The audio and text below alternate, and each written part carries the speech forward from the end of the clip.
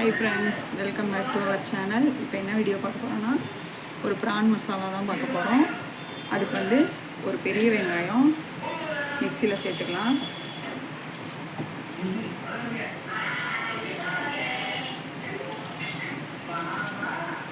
ஒரு 5-6 பல் பூண்டு உரிச்சு வச்சுருக்கேன். கொஞ்சமாக சோம்பு, கொஞ்சமாக மஞ்சள்தூள்,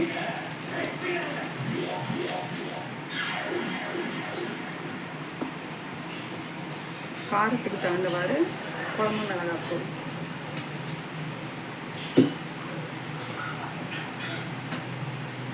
கொஞ்சம் தேவைக்கேற்ப சால்ட்டு. இது வந்து குறைப்பாக அரைச்சி எடுத்துக்கலாம். இப்போ வந்து அடுப்பில் பாத்திரம் வச்சாச்சு.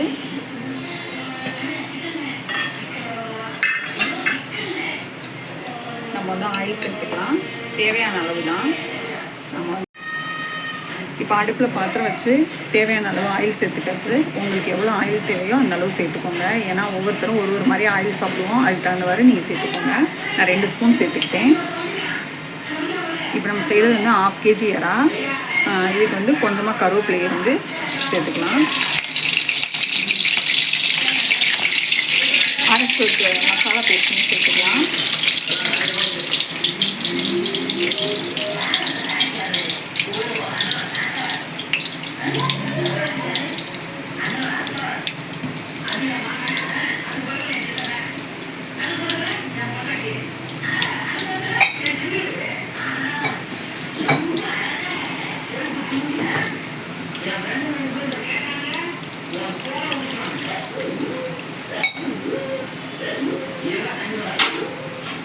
இப்போ வந்து இது நல்லா வதக்கிக்கலாம்.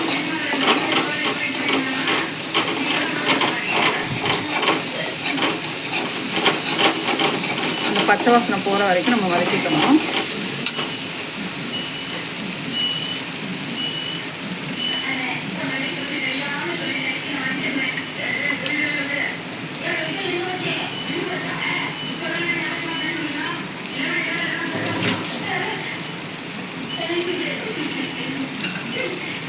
நம்ம மஞ்சள் உப்பு போட்டு கழுவி வச்ச பிரானை சேர்த்துக்கலாம்.